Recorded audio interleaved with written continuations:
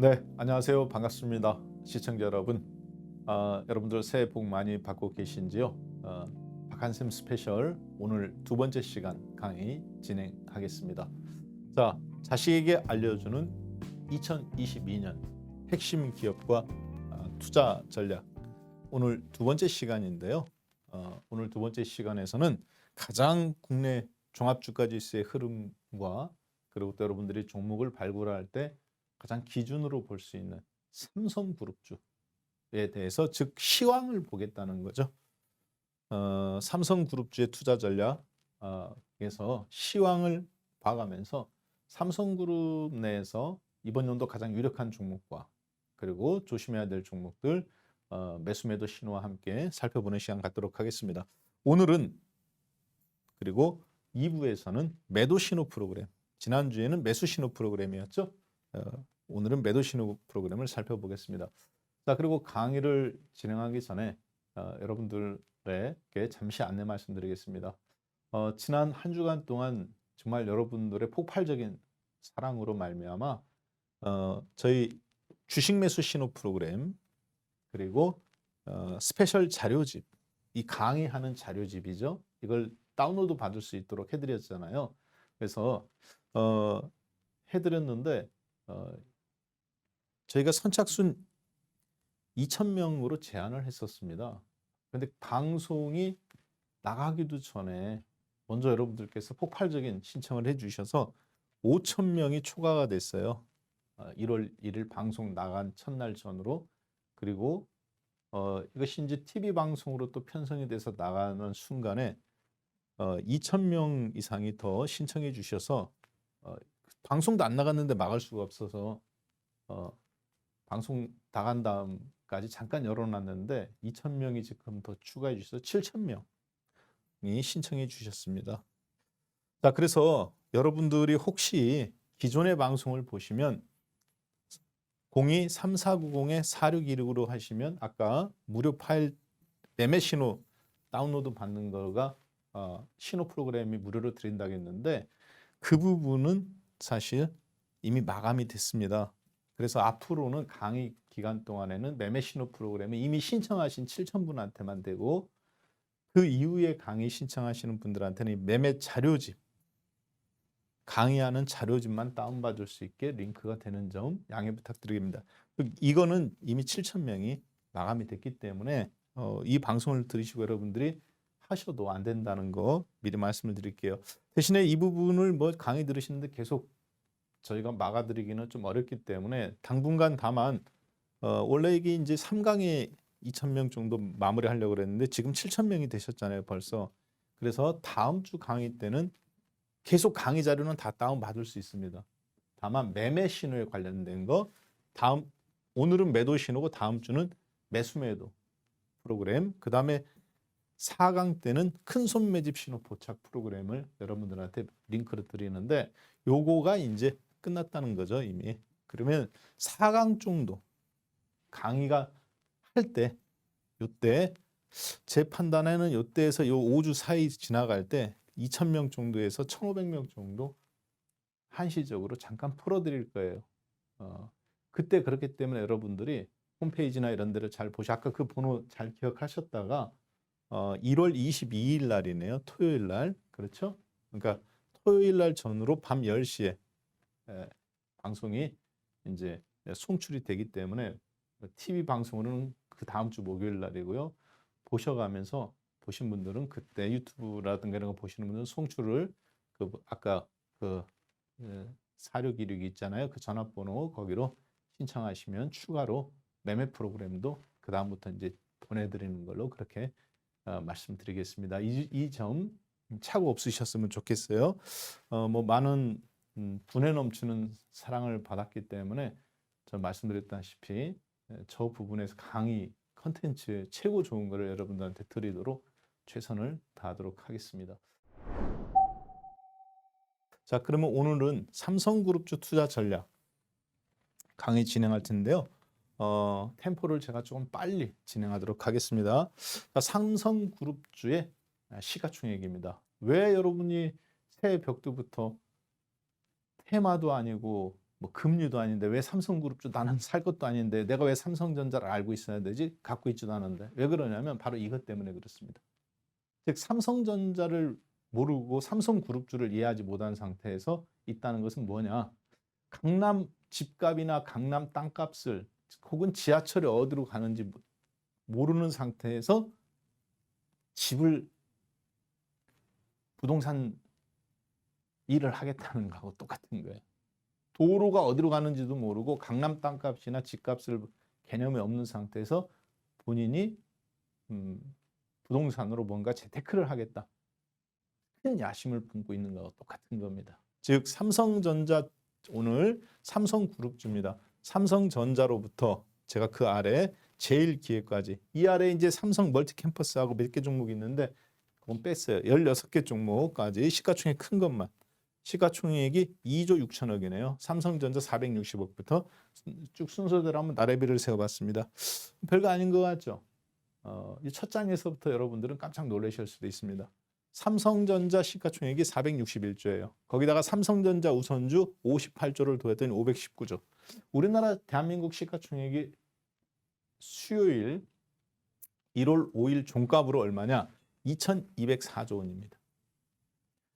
2,204조 원, 네, 2,200조. 요거 2,204조 원인데, 자 2,200조에서 2,100조 사이 왔다 갔다 하는데 그냥 제가 2,200조를 했습니다. 자 그러면 삼성전자 시가총액이 460조죠. 20.9%, 즉 21%를 차지해요. 혼자.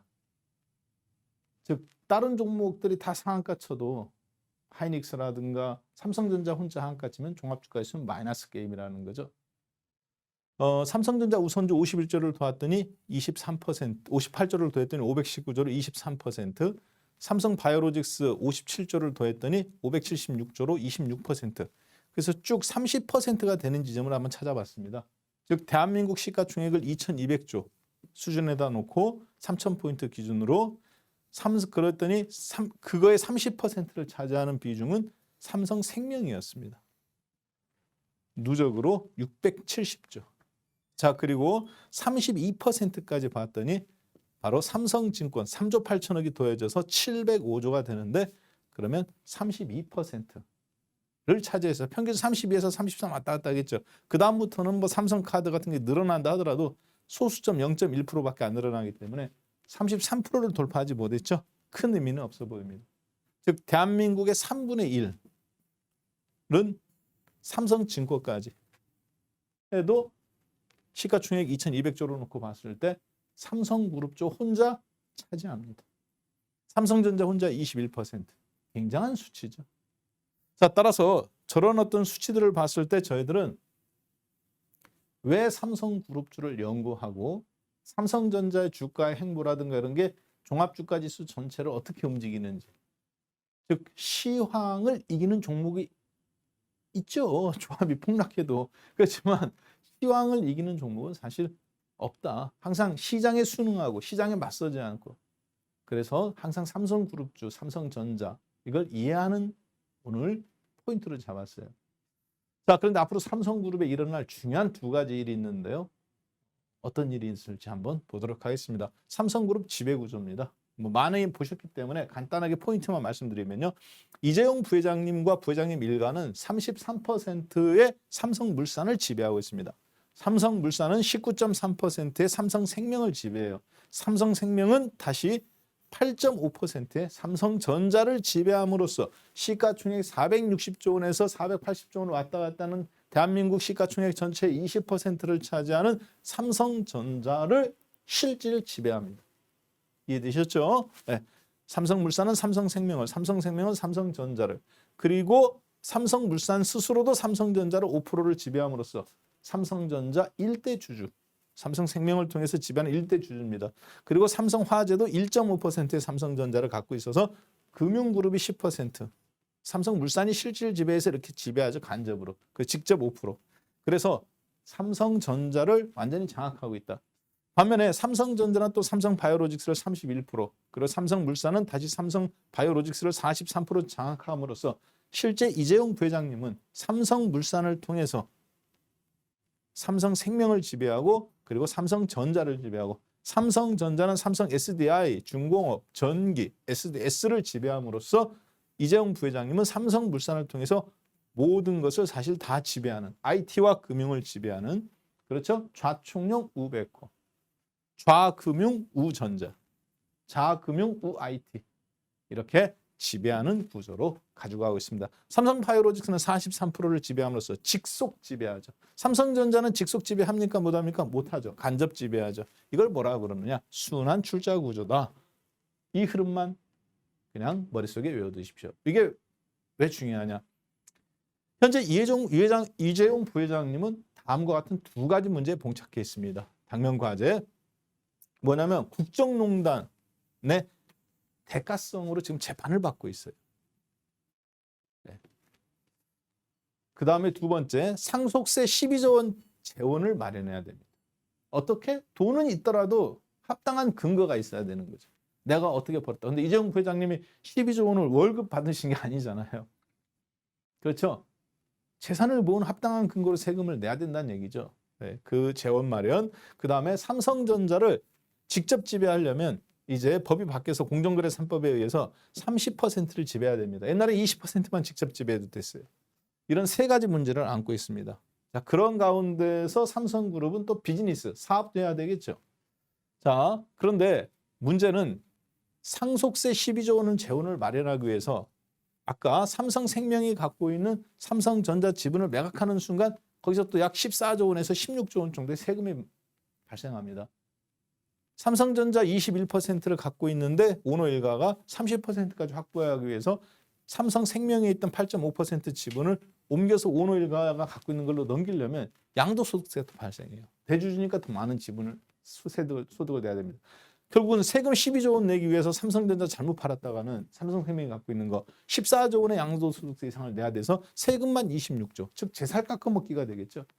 12조 원 내려고 14조 원 세금 내는 거 웃기지 않습니다. 자, 그리고 삼성전자 21%를 30%까지 직접 지배를 끌어올려야 돼요. 어떤 회사를 통해서든지. 그래서 주식이 또 그럼 이동해야 되고 거기서 또 세금이 발생합니다. 아까 이런 세금 문제들. 자, 요거를 해결해야 돼요. 재판 문제도 해결해야 돼요.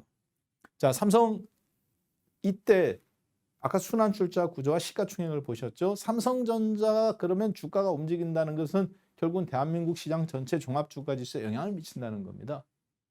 삼성전자를 투자할 거냐 안 할 거냐 이런 문제도 있지만 우리들 입장에서는 자, 이때 해성 같은 어떤 한 종목이 등장하는데 최근에 바이오에피스 상장 이야기가 나오고 있죠. 그래서 얼마 전에 바이오젠 아이덱스라는 미국 주식이 들썩거렸습니다. 삼성 바이오로직스는 제조업입니다. 그렇죠? 바이오시밀러. 다국적 기업들을 받아서 셀트리온처럼 공장을 가지고 약품을 만들어내죠. 바이오 제약품을. 제네릭, 화학적 복제약이 아니라 생물학적인 복제약을 만듭니다. 바이오시밀러 그러죠. 자, 그런데 영업은 누가 하느냐? 삼성 바이오에피스가 합니다. 그리고 판매도 에피스가 해요. 영업과 판매. 얘는 생산. 셀트리온이 생산하고 셀트리온 헬스케어가 판매하죠. 삼성 바이오에피스는 영업까지 해요. 자, 이 지분을 그런데 삼성 바이오로직스가 50% 갖고 있고 미국에 있는 바이오젠 아이덱스라는 회사가 또 50%에서 빼기 한 주를 갖고 있습니다. 이해되셨죠? 반반씩. 이게 비상장 회사입니다. 자, 이재용 부회장님이 그러면 저 바이오에피스가 만약에 상장이 된다면 이재용 부회장님한테 좋은 일이 뭐가 있느냐? 최근에 바이오에피스의 실적이에요. 가급적으로 늘어났죠. 2019년, 2020년도 7,600억 그리고 1,200억 순이익 그리고 작년보다 또 늘어나서 7,700억 영업이익 1,450억. 대충 SK 바이오사이언스 정도의 2020년 실적 정도입니다. 그러면 지금 한 15조에서 20조였죠. 바이오사이언스가. 이번 연도 21년도는 실적 좋았지만 바이오에피스가 비상장이에요. 저 비상장 회사를 상장시키는 순간 이재용 부회장님은 무혐의가 되십니다. 야, 저게 무슨 얘기야? 제 말은 무슨 얘기냐면 삼성 바이오에피스가 조만간에 상장될 가능성이 거의 기정사실이다라고 보셔야 됩니다. 왜 그러느냐? 이재용 부회장님이 재판을 받는 거는 이겁니다. 제일모직 지분을 23% 갖고 있었던 이재용 부회장님께서 삼성물산 지분이 없었어요. 하나도. 제일모직과 삼성물산을 그런데 합병하는데 제일모직이 과대평가됐다는 거죠. 어떻게 과대평가했느냐. 삼성바이오에피스 지분을 과대평가해서 삼성바이오에피스 당시에 90% 갖고 있던 삼성바이오로직스 주가가 뻥튀기가 된다. 즉 자산을 많이 갖고 있는 것처럼. 그럼 제일모직이 상대적으로 돈이 많은 회사처럼 보이게 만드는 거죠. 그렇게 함으로써 삼성물산보다 작은 제일모직이 더 큰 걸 좀 보이게 해서 이재용 부회장님 23% 갖고 있고 삼성물산은 0%인데 둘이 합치면 12%나 10%가 돼야 정상인데 거꾸로 합쳤는데도 17%의 지분을 확보하게 된 거죠. 제일모직과 삼성물산 합프로인데 22%에서 17%가 됐어요. 거의 안 줄어들었죠. 왜? 제일모직이 훨씬 크다고 평가됐기 때문에.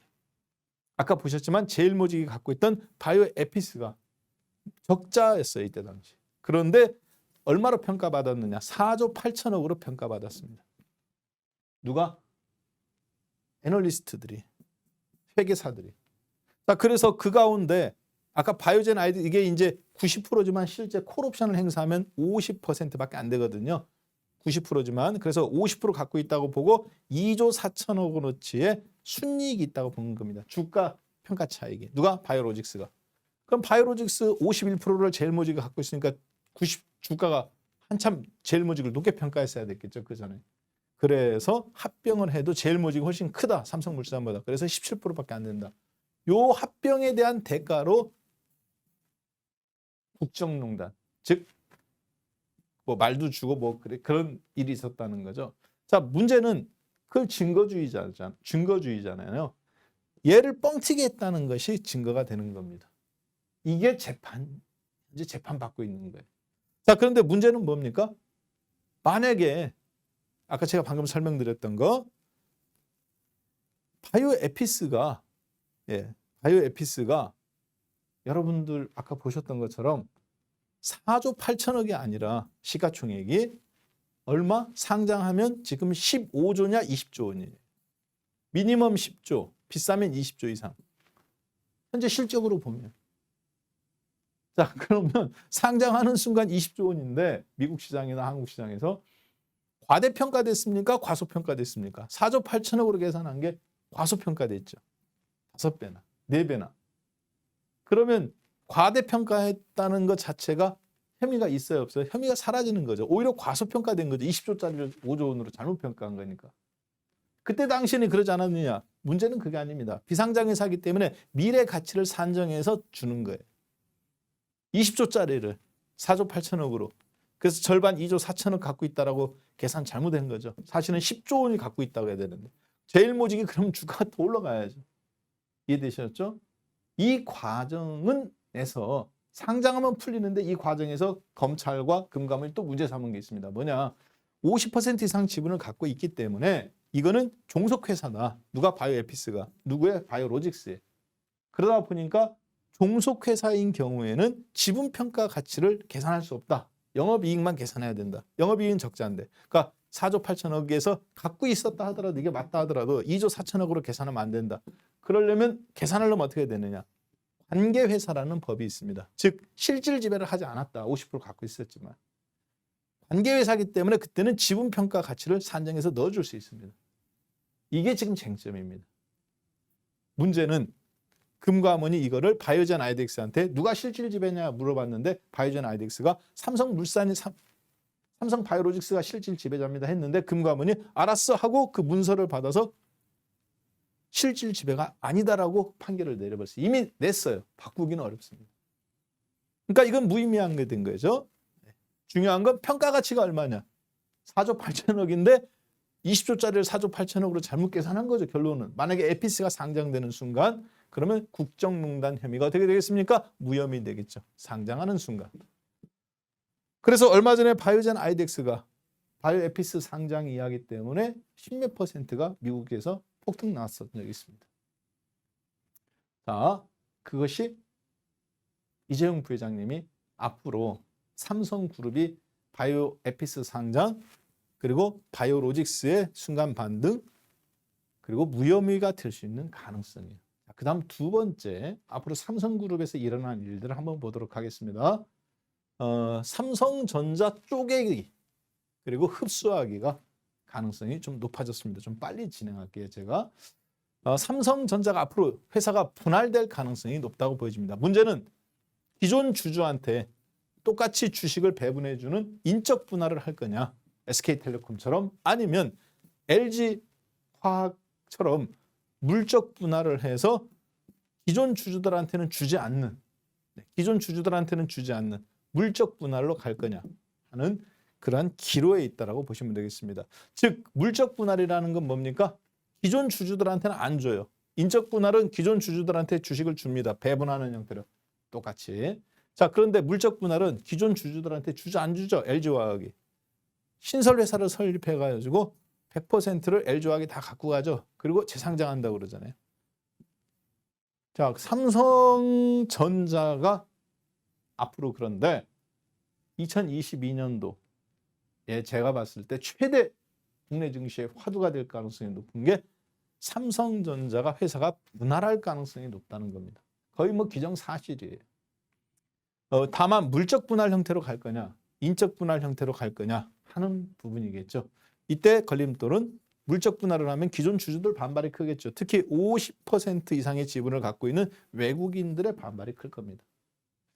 자, 삼성전자가 그럼 어떻게 바뀌느냐? 삼성전자 홀딩스가 하나, 첫 번째가 나올 가능성이 무조건 있고요. 두 번째, 메모리 사업부, 그리고 비메모리 사업부. 이게 이제 시스템 반도체 파운드리 사업부죠. 그리고 모바일 가전 사업부. 이렇게 네 개로 쪼개지느냐? 아니면 삼성전자 홀딩스, 그리고 나머지 SK텔레콤처럼 SK텔레콤 홀딩스, SK스퀘어, 그리고 SK사업부 이렇게 바뀔 거냐? 아니면 삼성전자 파운드리 사업부, 비메모리 사업부가 하나 더 떨어져 나와서 세 개나 네 개로 쪼개지는 이런 형태. 홀딩스는 무조건 나옵니다. 자, 그렇게 회사가 쪼개져요, 삼성전자가. 인적 분할인지 물적 분할인지 저는 모릅니다. 그건 경영자의 의도니까. 자, 그런데 앞으로 회사가 쪼개진다고 봤을 때 인적 분할을 하면 주가가 폭등하겠죠, 삼성전자 자체가. 물적 분할하면 떨어지겠죠. 기정사실입니다. 알 길은 없습니다. 다만 삼성전자가 분할을 했을 때 그러면 이재용 부회장님이 현재 당면 과제 있잖아요. 세금 문제라든가 이런 걸 어떻게 헤쳐나갈 가능성이 왜 이로운지 한번 보도록 할게요. 자, 삼성전자 홀딩스와 삼성전자, 여기 삼성전자 아까 뭐가 있다고 했어요? 1번 메모리 사업부, 그렇죠? 그 다음에 2번 파운드리 사업부, 비메모리 반도체, 3번 모바일 사업부 하고 디스플레이 사업부. 요렇게 하나, 두 개로 쪼개질지, 아니면 여기에 파운드리 사업부가 하나 따로 더해서 쪼개질지, 세 개로 될지 그건 몰라요. 다만 일단 삼성전자 홀딩스는 무조건 나올 가능성이 매우 높습니다. 그래서 하나, 두 개냐, 아니면 하나 메모리 사업부, 파운드리 사업부 세 개냐, 이런 형태. 그 다음에 삼성물산하고 쪼갠 다음에 일단 삼성물산과 삼성전자 홀딩스하고 합병할 가능성이 높습니다. 이것을 미리 시행한 회사가 있어요. 누굽니까? SK입니다. SK는 어떻게 되어 있어요? 최태원 회장님이 SK를 지배하고 SK가 SK텔레콤을 지배하고 SK텔레콤은 자기보다 몸집이 4배나 큰 시가총액 90조 원짜리 하이닉스를 지배하죠. 20%를. 최태원 회장님이 직접 지배합니까? 못합니까? 직접 지배 못했죠. 법에 의해서 그런데 30%를 확보해서 직접 지배해야 돼요. 어떻게 해서요? SK텔레콤을 두 개로 쪼갰죠. SK텔레콤 홀딩스, 스퀘어라고 이름 바꿨죠. 그리고 기존의 SK텔레콤 인적 분할을 했어요. 그리고 나서 어떻게 됩니까? SK하고 SK홀딩스는 SK스퀘어가 어떻게 한다고 그래요? 합병한다고 그러죠. 합병할 때 SK가 몸집이 작으니까 누구하고 합쳤어요? SK머트리얼즈. 합병해서 몸집을 불리고 SK홀딩스, 스퀘어 합병할 때 최태원 회장님 지분이 줄어들지 않도록. 이해되셨죠? 합병했는데 최태원 회장님 지분이 줄어들면 안 되잖아요. 그렇게 함으로써 SK가 누구를 직접 지배해요? 그렇죠. 하이닉스를 직접 지배합니다, 이제. 왜? 하이닉스의 최대 주주인 스퀘어를 이제 좀 있으면 합병해요. 지금 당장은 아니지만. 이해되셨을 것 같습니다. 자, 그렇게 함으로써 이재용 부회장님이 일가 및 삼성그룹 일가가 갖고 있는 21.5%의 삼성전자 지분을 쪼갠 다음에 합병하면 어떻게 될까요? 30%까지 끌어올릴 수 있어요. 왜? 70대 30, 홀딩스 30, 삼성전자 70. 그러면 여기에서 얘가 이렇게 직접 지배하잖아요. 그렇죠? 그런 다음에 얘를 이렇게 합병하면 어떻게 되겠습니까? 21%에다가 조금 더 얹으면 실질 삼성전자 줄어드는 거를 갖고 완전 다 지배하게 되는 거겠죠. 법도 지켜가면서 모든 것을 만족시킬 수 있는 방법. 바로 이런 방법이라고 볼 수 있겠습니다. 460조짜리를 삼성물산 21조짜리가 먹기에는 너무 크잖아요. 쪼개야 됩니다. 쪼개서 흡수하고 SK텔레콤처럼 그렇게 함으로써 26조 원의 세금 문제도 해결하고 그리고 삼성전자 21%에서 30%도 올리고 그리고 중요한 사실이 있습니다. 어떤 거냐? 여기서 삼성전자 파운드리 사업부를 만약에 분할한다면 물적 분할한다면 이재용 부회장님은 향후 300조 원 정도의 재상장해서 여기서 100조 원 이상을 이재용 부회장님 개인 일가가 챙길 수 있는 기회가 마련됩니다. 마치 LG화학 이해되셨을 것 같습니다. 자, 그러면 이렇게 해서 삼성그룹주 전체에 대한 중요한 이슈. 첫 번째, 바이오에피스 상장으로 재판에서 무혐의. 두 번째, 삼성전자 2개냐 3개냐 분할로 실질 지배도 늘려가면서 파운드리 사업부도 분할해서 나중에 재상장에 대한 준비를 하는 과정에서 이재용 부회장님 일가가 실질 지배력을 높이는 과정, 세금 문제 다 해결됩니다. 그렇죠?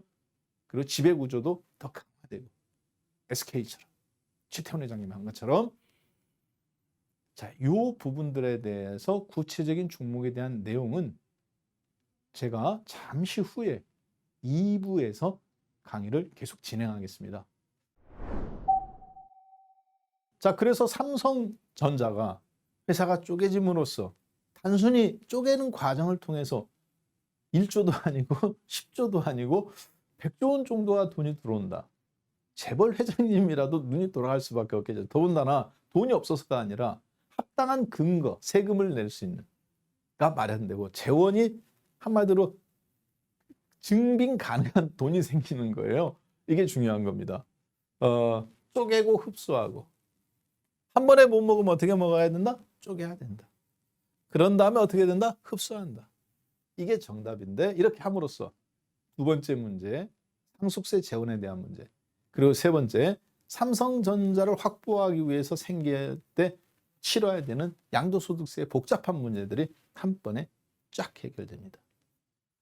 결국은 첫 번째는 바이오에피스를 상장해서 재판에서 승리하고 두 번째는 삼성전자 파운드리를 상장함으로써 두 번째, 세 번째 문제가 사실 다 해결될 수 있는. 근데 이게 지금 시대가 요구하는 거예요. 왜 그런지 한번 잠깐 볼까요? 삼성전자는 일단 2개로 쪼개질지 홀딩스 플러스 전자 혹은 3개 홀딩스 플러스 전자사업부 플러스 파운드리 사업부. 요거는 인적 분할일지 물적 분할일지는 모릅니다만 이거 분할되는 건 뭐 기정사실로 받아들이셔야 됩니다. 여러분들이 이번 연도에. 자, 인적 분할이라면 삼성전자 갖고 있는 분은 좋겠지만 물적 분할이라면 좀 안 좋겠죠. 기다렸다가 이쪽을 베팅해야 되니까 인적 분할 가능성 삼성전자 확률로 3분의 1 정도밖에 되지 않는다고 봅니다. 왜? 인적 분할하면 이재용 부회장님은 별로 가져갈 게 없어요. 물적 분할을 해야 파운드리 홀딩스는 인적 분할 가능성이 있습니다. 홀딩스는 그렇지만 파운드리만큼은 물적 분할 가능성이 높습니다. 3분의 2 이상 확률이. 자, 그렇게 하면 삼성전자 파운드리 가치는 앞으로 3년 내에 얼마 정도 예상하느냐? 미니멈, 맥시멈이 아니에요. 미니멈 300조 원 이상을 가치를 예상합니다. 그래서 오너 일가한테 적어도 100조 원 이상의 지분 확보가 가능한 구조로 회수가 가능한 구조로 가는데 이게 어떻게 가능한지 한번 보겠습니다. 여러분은 주식 샀다 팔았다 돈 벌죠. 싸게 사서 비싸게. LG화학 보셨잖아요. 이번에 1월 27일 날 상장하죠. 얼마? 공모 가격 30만 원. 그렇죠? 싸면은 25만 7천 원인가요? 이 4인가 상장하는데 일단 여기가 30만 원의 공모가에 다 되면 70조 원입니다. 이게. 전체 발행 물량이 몇만 주예요? 2억 3천만 주 정도 되는데 신규 발행 물량은 기존 LG화학이 갖고 있던 주식 700만 주 정도 내놓고 신규 한 3천 몇만 주 내놔가지고 겨우 4,250만 주밖에 되지 않습니다. 전체 발행 물량 이거 발행해서 이 정도 2억 3천만 주 정도 되는데 무슨 얘기냐? LG화학이 다 갖고 있다는 거예요. 그러면 기존 주주 LG가 지배하고 있는 LG화학 지분은 33%밖에 안 되는데 100% 갖고 있으니까 나중에 이거 갖고 제3자 유상증자 배정으로 해갖고 분할을 떼준다든가 했을 때 오너십 일가들한테 다른 회사 차려갖고 사모펀드나 이런 데한테 넘겨주면 굉장한 돈이 되겠죠. 쪼개 팔아도 돈이 들어오고 이거 갖고 다른 비즈니스도 할 수 있고 실제 돈을 100% 내 걸로 만들진 않더라도 내가 갖고 있는 회사한테 몰아줄 수도 있잖아요. 결국은 나중에 LG화학 에너지 솔루션은 LG하고 일정 부분 지분이 건너가게 되어 있습니다. LG화학 중간에 떼어내고. 그러면 LG를 실질 지배하고 있는 오너 일가는 LG화학 솔루션에 적어도 30% 이상은 장악하게 되는 거예요. 손 하나 안 돼요. 이해되셨죠? 30조 원 이상 가치가 있다고 보여집니다. 자, 비슷한 방식입니다. 자, 그런데 왜 삼성전자 파운드리 사업부가 삼성전자에서 분사돼서 나오는 순간 300조 원 이상의 가치가 있는지 저 박한샘은 왜 그렇게 보는지 한번 여러분들하고 보겠습니다. 뭐 어느 누구도 삼성전자 파운드리가 이만큼 가치가 있을 거다라고 분석한 사람이 없어요. 그래서 제가 한번 해봤습니다. 어차피 분사되면 계산해야 될 거잖아요. 상대 비교 평가를 해봤어요. 여러분들이 어떤 아파트 살려고 할 때, 야, 저게 10억짜리야, 5억짜리야. 할 때 여러분은 어떻게 가치를 매깁니까? 감정평가 받는 것도 맞죠. 근데 1001호다. 그러면 901호 아파트가 얼마인지, 혹은 1002호 아파트가 얼마인지, 옆에 있는 집, 아래에 있는 집, 위에 있는 집 계산해서 평균 내면 거의 오차 없겠죠. 현 시세로 봤을 때. 비슷합니다. 자, 파운드리 시장에서 전 세계 1위를 하고 있는 대만의 TSMC. 어제 종가예요. 1월 5일 종가 기준으로 마이너스 4.75% 빠져서 127달러입니다. 미국 뉴욕 증권거래소 NYSE에 상장되어 있습니다. 시가총액 1위예요. 얼마일까요? 6,589억 달러. 미국 돈으로. 한국 돈으로는 그러면 789조네요. 우리나라 시가총액은 2,100조에서 2,200조, 3,000포인트 지수로 왔다 갔다 하고 삼성전자 시가총액은 아까 보셨지만 460조에서 470조 사이 왔다 갔다 합니다. 근데 TSMC 시가총액은 789조예요. 790조죠, 사실 790조. 삼성전자보다 약 80% 더 위에 있습니다. 자, 그러면 이만한 가치가 있느냐? 한번 볼까요? 삼성전자 재무제표입니다. TSMC 매출액은 얼마냐? 2020년 기준으로 50조 원 정도 됩니다. 환율이 왔다 갔다 하니까 여기서 뭐 환율에 따라 55조까지도 볼 수 있겠지만 50조 원 정도밖에 안 돼요. TSMC 매출액은. 삼성전자 2020년도 매출액은 얼마입니까? 236조 원. 2022년도 지금 1월 5일이긴 한데 아직 최종적인 건 안 나왔고 이제 내일이 7일이네요. 7일 날 삼성전자 잠정 실적이 나오는데 매출액이 한 270조 5조 정도까지 272조나 275조 예상 나가고 있습니다. 저는 273조라고 기존의 자료를 그냥 쓸게요. 이거 제가 몇 달 전에 썼던 자료입니다. 큰 차이 없기 때문에 영업이익은 52조 3천억에서 55조 사이 예상됩니다. 왜 그러느냐? 환율을 어느 시점에 적용하느냐에 따라 약간 다를 수가 있기 때문에. 평균 53조 원 정도라고 생각하면 되겠죠. 52조 8천억 예상했으니까. 영업이익이. 대만의 TSMC는 매출액이 50조. 에서 55조. 영업이익은 25조. 에서 많으면 30조. 누가 더 매출액이 높아요? 삼성전자가 5배 이상 높아요. TSMC보다. 자, 그리고 영업이익도 2배 이상 높습니다. 지금까지 삼성전자 최대 영업이익은 2018년도 58조 8천억입니다. 이번 연도에 55조까지는 못 가더라도 내년도에는 55조에서 58조까지도 가능해 보여요. 그러니까 삼성전자도 여전히 매력적인 회사라는 거죠. 근데 문제는 삼성전자가 매출액도 높고 영업이익도 2배나 높은데 왜 시가총액은 대만 TSMC는 790조고 삼성전자는 우선주 합쳐봐야 560조, 520조밖에 안 됩니다. 왜 그럴까요? 바로 높은 마진율에 있기 때문에 그렇습니다. 그리고 독점 기업이에요. 어디에서? 파운드리. 메모리 반도체, 지난주에 공부하셨죠? 같이 저랑. 메모리 반도체가 있고 비메모리 반도체가 있다. 메모리 반도체는 D램이 있고 낸드 플래시가 있다.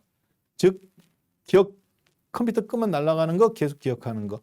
비메모리 반도체는 스스로 연산할 수 있다든가 자율주행 이런 것들이 가능한 것들.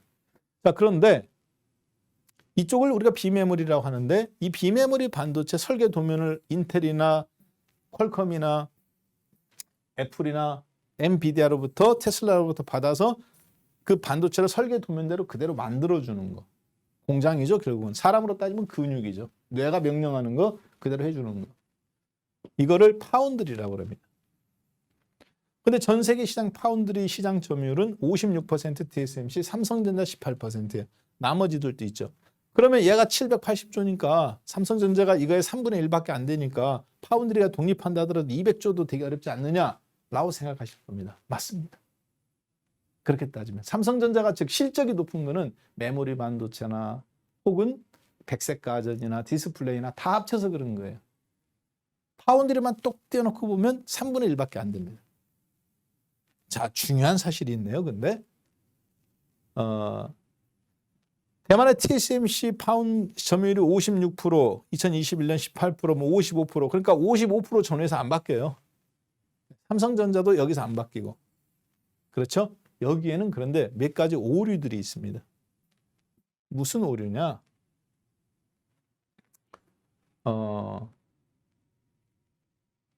반도체가 앞으로 여러분들 지난주에 저하고 했다시피 좋은 반도체, 좋은 제품은 다 10나노 아래를 쓰고 지금은 7나노를 써요. 이제 2023년부터는 대부분 5나노나 3나노가 대부분 노트북 컴퓨터에서 좀 좋은 거라든가 스마트폰에서 좋은 거나 고가 전자제품은 다 저걸 쓴다고 보시면 됩니다. 자, 그런데 아까 거기에는 7나노 이하를 생산할 수 있는 회사는 전 세계 삼성전자하고 TSMC밖에 없어요. 아까 여기 60% 혹은 55%, 여기 18% 혹은 15%에는 20나노, 24나노, 뭐 12나노, 14나노 소위 얘기해서 중국 제품이나 이런 것들이 막 찍어낼 수 있는 것들. 삼성이 못 만드는 게 아니라 단가가 안 맞아서 안 만드는 것들. 귀찮아서. 이쪽에 비싼 거에 집중하는 거. 그래서 그것까지 다 집어넣어서 저거예요. 인텔 전 세계에서 10나노 이하를 생산할 7나노 이하를 생산할 수 있는 회사는 삼성과 TSMC밖에 없습니다. 말씀드렸다시피 어제 불났죠? 새벽에 ASLM 네덜란드 EUV라는 익스트림 울트라 바이올릿이라는 대당 2천억 정도 하는 장비를 가져야 10나노 이하를 찍어낼 수 있는데 TSMC가 지금 80대, 삼성이 40대 이번 연도까지 수주 받으면은 이게 1년에 40대에서 50대밖에 못 만듭니다. 여기 말고는 캐논도 한 대 만들고 그리고 카메라 잘 만드는 회사 있죠. 니콘도 한 대 만들 수 있어요. 그렇지만 반도체용이 아니에요. 본인들 거용인 거죠. 그래서 실제 이 회사밖에 못 만듭니다. 1년에 40대에서 50대밖에 못 찍어내요. 문제는 TSMC하고 삼성이 맨날 그러니까 다 자기네들이 독점으로 다 사요. 인텔이 지금 라인 깐다 하더라도 돈 갖고 애플이나 이런 데가 라인을 깐다 하더라도 2024년 5년이나 돼야 가능해요. 찍어낼 수 있는데 그때 7나노 찍어봐야 뭐 할 거예요. 삼성은 이미 3나노나 1나노 찍어내는데 둘이. 그러니까 결국은 좋은 반도체, 실제 시장 지배력이 실질 지배력 있는 거는 누구냐? 삼성과 TSMC가 앞으로 5년에서 17년간은 독점인데 결국은 TSMC 60, 삼성 40. 그리고 2025년 넘어가서 6년, 7년 되면 거꾸로 1나노에서는 뒤집어질 수 있습니다. 야, 이게 어떻게 뒤집어져? 불과 2015년도까지만 해도 삼성전자가 TSMC보다 파운드리에서 더 높은 점유율을 차지했어요. 뒤집어진 거 5년밖에 안 됩니다. 저거. 1나노부터는 삼성이 뒤집을 수 있어요. 55대 45든지. 이해되셨죠? 지금 7나노 미국 오스틴 공장에 짓는 게 5나노하고 3나노짜리예요. 5나노로 짓는다 했지만 3으로 갈 수도 있습니다. 자, 그러면 여기서는 5나노 찍어낼 수 있는 건 둘밖에 없어요. 60대 40이든지 65대 35든지 3나노로 가면 60대 40, 1나노에서는 55대 50대 50 나올 수도 있습니다. 앞으로 5년 정도 지나면.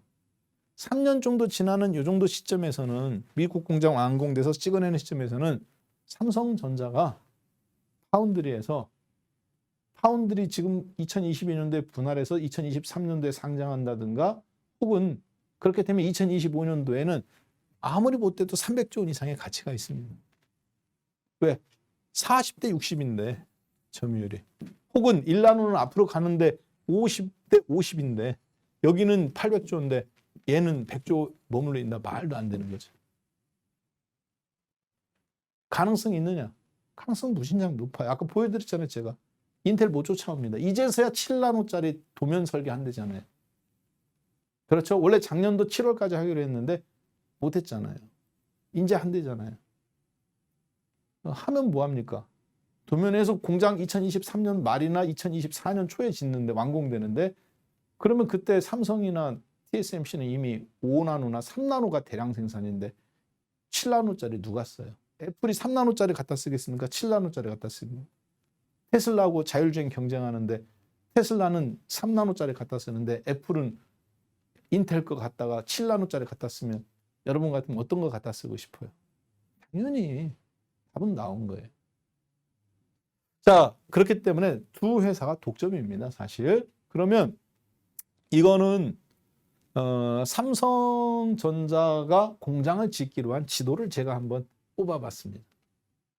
판교, 도로 따라 쭉 내려오면 판교, 화성, 기흥, 평택, 천안, 온양, 그리고 이제 오른쪽으로 가면 용인, 그렇죠? 그리고 이천, 하이닉스, 청주, 괴산 이렇게 했는데 보세요. 새로 공장 짓는 것도 다 파운드리, 패키징 거의 다 파운드리라고 보시면 돼요. 후공장 업체들.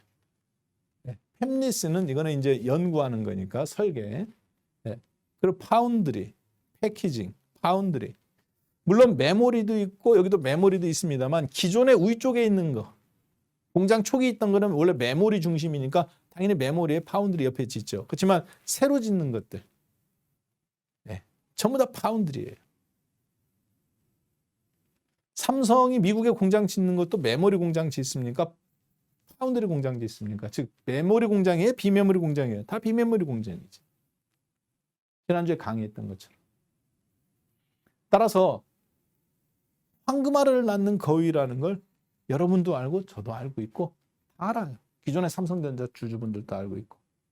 다만 아까처럼 저렇게 정확하게 삼성전자 파운드리의 가치를 계산하는 사람은 지금까지 강의에서 여러분들이 어디에도 없었을 거예요. 왜? 시계기 꺼내기가 어려워요. 실적 봐가면서. 자, 파운드리 사업부를 분사시키면 좋은 점은 뭐겠습니까? 예, 파운드리 사업부를 분사시키면 삼성전자 입장에서는 애플이라든가 엔비디아라든가 테슬라나 혹은 퀄컴 스마트폰 같이 칩 설계하는 퀄컴과 삼성전자 충돌을 하죠. 그렇죠? 핸드폰 칩 만들어내는 어플리케이션 프로세스 칩 만드는 애플과 삼성전자 둘이 경쟁자잖아요. 충돌하죠. 영업 기밀이 삼성전자 안에서 다 핸드폰 사업부도 있고 파운드리 사업부도 있으니까 이게 영업 기밀이 유지가 안 돼. 애플이 주고 싶어도 주문을 못 줘요. 퀄컴도 마찬가지고. 근데 줄 수밖에 없죠. 왜? 대만 TSMC는 벌써 2년치 주문을 다 받았잖아요. 삼성도 1년치 주문 다 받아놨고요. 공장이 없잖아. 지금 반도체가 부족하니까. 오죽하면 독일 총리가 전화해가지고 TSMC 사장님한테 자기네 거 찍어달라. 미국도 공장 오라. 왜 그러겠어요? 그만큼 중요도가 높아졌기 때문에. 더군다나 중국과 싸워가면서 중국 애들을 계속 쳐내야 되기 때문에. 중국, 한국, 대만으로 받았던 공급을 이제 중국에서 안 받고 한국과 대만에서만 받아야 되는데 만약에 이 상태에서 대만하고 대만이 중국한테 점령당하고 한국이 중국으로 돌아서 봐요. 미국은 파운드리 공장이 하나도 없잖아요. 비행기 못 다닌다 그 얘기입니다. 자율주행 자동차 애플카 만들어도 깡통이잖아요. 반도체 안 주면. 그러니까 미국 땅에다 지라고 하는 거예요. 중요하니까. 어떻게 보면 인질이죠. 기술적 인질. 그렇죠? 네. 미국이 인텔이 할 수 있다고 할 것 같았으면 대만하고 한국 오라고 하겠습니까? 해도 안 되잖아요. 실패했잖아요. 인텔이 몇 번이나 지금. 그러니까 미국에 오라고 하는 겁니다. 미국 땅에다 지어라. 메이드 인 USA 마크 달고 나가라 그 얘기죠. 자, 그래서 파운드리 사업부를 제가 이재용 부회장님이라면 저라면 분사시키겠어요. 앉은 자리에서 100조 원 이상 생기는데 분사해야죠.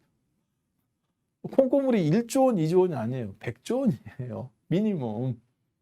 분사해야 됩니다. 분사하는데 어떻게 한다? 인적 분할이 아니라 물적 분할. 해야 생기겠죠. 그러려면 삼성전자 지분을 실질 30% 이상 장악하셔야 됩니다.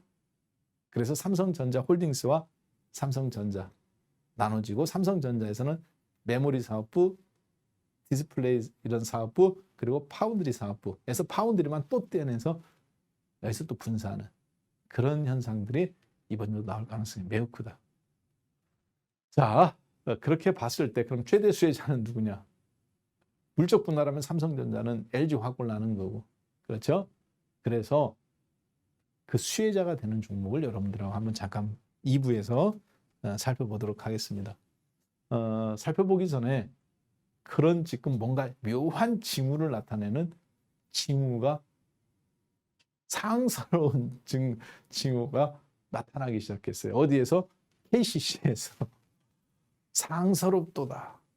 이런 그런 뭐냐면 KCC 주가가 갑자기 폭등합니다. 연초부터. 33,000원이던 주가가 참 33만 원이었는데 연초에 갑자기 폭등해서 지금 40만 원대까지 폭등했어요. 왜 그랬을까요? 갑자기 삼성전그룹 이야기하다가 그런 관련 수혜주 얘기하고 있는데 갑자기 KCC 뜬금없죠. KCC를 잘 보면 재미난 게 있습니다. 뭐냐? 삼성물산 여러분들 이거 삼성물산 2대 주주가 누군지 아세요? 네. 삼성물산 1대 주주는 물론 이재용 부회장님입니다. 17%. 그리고 이서연님이랑 이부진님이랑 홍라희 여사님이랑 이건희 회장님 거 지분 물려받은까지 다 합쳐서 34% 정도를 갖고 있어요. 그럼 그 다음 주주는 누군지 아십니까? KCC입니다. KCC가 어떻게 삼성물산의 최대 주주가 됐느냐? 아까 여러분하고 살펴봤던 이재용 부회장님 지분 한번 잠깐 봤죠? 이재용 부회장님이 제일모직하고 삼성물산하고 합병할 때 엘리엇이 중간에 껴들어서 방해했잖아요. 주주총회에서 의안이 통과됐는데 싸우면 질 수도 있잖아요. 그래서 어떻게 했어요? 국민연금도 손들어줬는데 그래도 질 수가 있으니까 묘수를 하나 했습니다. 어떤 묘수를 썼냐? 삼성물산이 갖고 있던 아까 삼성물산하고 가로치고 이렇게 12라고 써있던 거 보셨죠? 순환출자 구조에. 이게 뭐냐? 자사주예요. 자사주는 의결권이 있습니까? 없습니까? 회사가 자기 주식을 사서 갖고 있는 거. 의결권이 없어요. 의결권이 없으니까 어떻게 해야 될까요?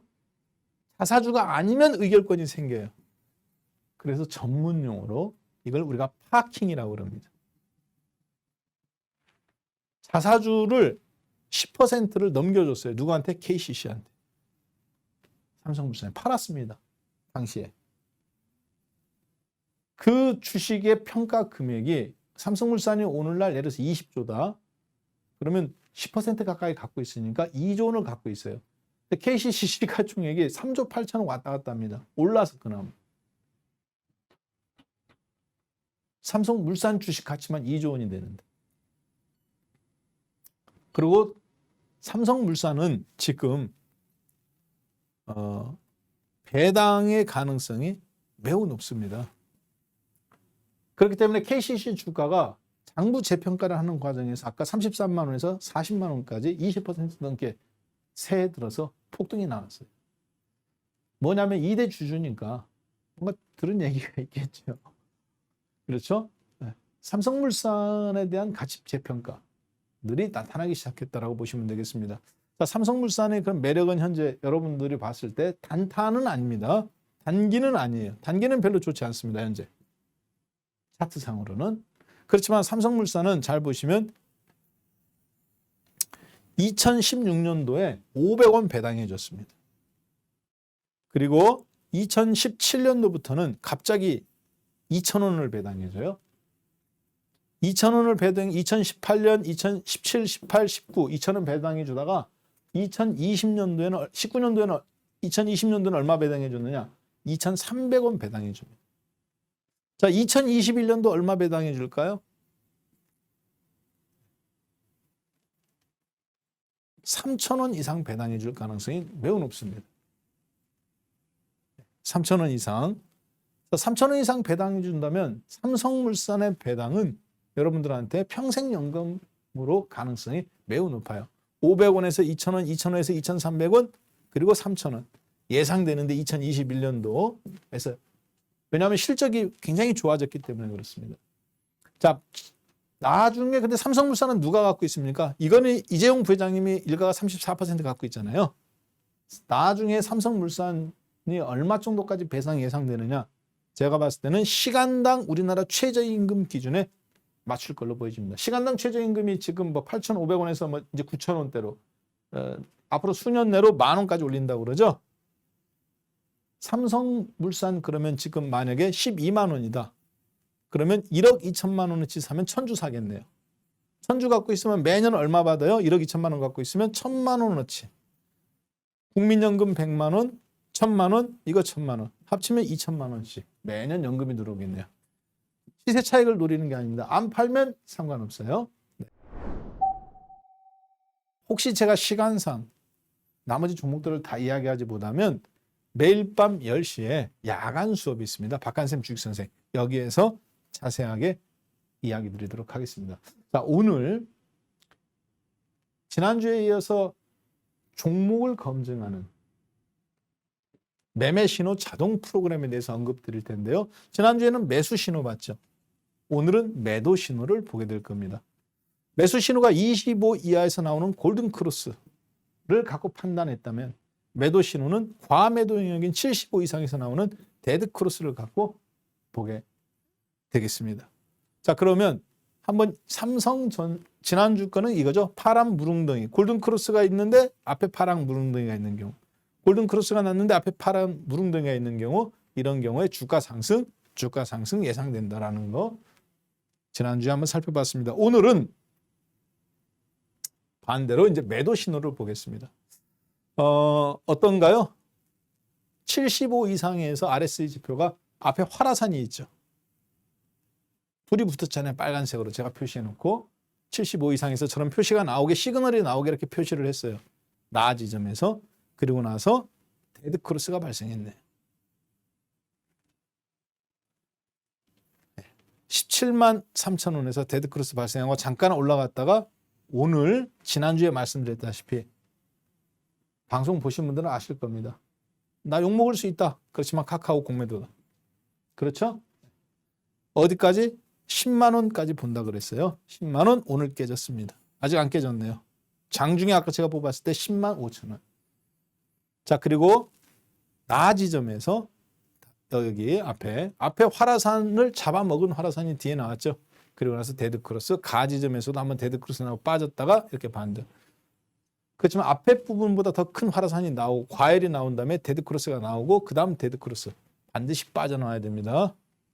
10만 원까지 교과서적인 흐름이에요. 매도 신호에. 자, 이러한 신호를 여러분들한테 문자 ARS 신청하신 분들한테 저희가 링크해서 드렸잖아요. 자, 그런데 신청을 너무 많이 해주셨어요. 그래서 앞에 이미 다 예약분들이 끝났기 때문에 이번 주에는 기존에 신청하신 분들한테만 드리고 이번 주에는 따로 신규로는 제공되지 않습니다. 신규는 다음 주 정도에 1000명 정도에서 1500에서 2000명 정도 제한적으로 풀어드린다는 사실 한 번 더 말씀드리도록 하겠습니다. 대신 강의 자료는 똑같이 그대로 다 다운받아 보실 수 있습니다. 자세한 안내사항은 제가 오리엔테이션 때 말씀드린 게 있기 때문에 그거 아까 박한쌤 야간 수업에서 오리엔테이션 보시면 잘 다운받는 법 잘 나와 있어요. 꼭 활용하셨으면 좋겠습니다. 자, 그러면 삼성전자 한번 잠깐 보도록 하겠습니다. 삼성전자를 갖고 분석해 볼게요. 매수 신호가 나왔네요. 최근에 1번, 2번. 어느 가격인지 뭐 중요하지 않죠. 나중에 보면 되니까 신호가 맞냐 안 맞냐 중요하지. 자, 그리고 매수 신호 이렇게 3번. 25 이하에서 나온 거는 얘가 세 번째 거 하나밖에 없네요. 이걸 좀 확대해서 한번 잠깐 보겠습니다. 매수 신호 앞에 무릉덩이 있고 매수 신호 골든크로스, 무릉덩이 있고 골든크로스. 최근 거는 69,000원에서 나왔네요. 그렇죠? 69,000원에서 8만 원까지 지금 84,000원까지 올라갔고, 그 다음에 2번에서 나왔던 8월 중순에 나왔던 골든크로스는 73,000원에서 나왔습니다. 신호 잘 맞죠? 매수 신호는. 자, 우리가 보고 싶은 거는 이제 예전에 나왔던 거는 코로나 때 나온 매수 신호. 자, 우리가 보고 싶은 거는 오늘은 이제 매도 신호가 잘 맞나를 보는 거예요. 매도 신호를 잠깐 봤더니 2021년도에는 75 이상의 과매도 영역이 있습니까? 없습니까? 2021년도가 이 지점인데요. 이때 잠깐 한 번 있고 연초에 그 뒤로 과매도 영역이 한 번도 없었습니까? 누가? 삼성전자. 과매수 영역은 있었어요. 무릉덩이 있은 다음에 골든크로스 73,000원, 65,000원. 근데 과매도 영역은 연초 96,000원 이후에 단 한 번도 없었습니다. 그리고 나서 지금 임팩트 있게 한번 뜬 거죠. 자, 최근 거 삼성전자를 보면 이렇습니다. 최근에 데드크로스가 여기서 한번 나왔네요. 얼마? 88,500원. 그 다음에 여기서 또 데드크로스 얼마? 77,000원. 그 다음에 여기 또 데드크로스 얼마? 74,500원 정도. 자, 따라서 근데 데드크로스가 75를 돌파했으면 찍고 데드크로스입니까? 아니죠. 못 찍었죠. 이번에도 못 찍었죠. 발산이 아직 못 나온 상태에서 데드크로스예요. 무슨 얘기냐? 그런데 저가인 45는 깼습니다. 여기서 RSI 지표가 45인데 오늘 깼잖아요. 1월 6일 날. 삼성전자가 단기적으로 조금 더 하락할 가능성이 있다. 근데 75 이상에서 찍고 내려와야 진짜 데드크로스인데 아직 그게 없죠. 그러니까 제한적인 하락. 박스권 속에서 단기 낙폭 과대로 반등이 나온다든가 이런 흐름으로 여러분이 이해해 주셨으면 좋겠습니다. 자, 그리고요. 이걸 가지고 여러분들하고 이제 삼성물산이라든가 삼성그룹주들 전체적인 흐름들을 쭉 한번 검증해 보는 시간을 종목을 통해서 갖게 될 건데 저 매도 프로그램은 지난번에 받았던 거하고 똑같은 흐름으로 매수 프로그램 깔으셨던 분들, 그리고 문자 무료 신청하신 분들, 그분들 중에서 선착순에 지난번에 문자 받으신 분들만 해당됩니다. 신규로는 이미 다 찼어요. 강의 자료만 다운받으실 수 있습니다. 이 자세한 내용들을 여러분들이 오리엔테이션에 또 잘 제가 녹화에 올려놓은 게 있으니까 확인해 주셨으면 좋겠습니다. 자, 이렇게 해서 오늘은 매도 신호 프로그램 확인하는 법, 그리고 삼성그룹주에서 삼성전자와 삼성전자의 물적 분할, 파운드리 사업 분할 이런 부분들에서 앞으로 2022년도에 한국 증시 어떻게 여러분들이 대응하는 것이 맞는지 한번 살펴보았습니다. 그러면 이렇게 해서 나머지 부분들 종목들에 대해서는 이번 주 일요일 날 밤 10시에 박한쌤의 야간 수업에서 종목들 한번 삼성그룹주 검증해 봐가면서 매도 신호 적용하고 여러분들이 어떻게 활용하는지 자세하게 한번 설명드리도록 하겠습니다. 네, 함께해 주셔서 고맙습니다.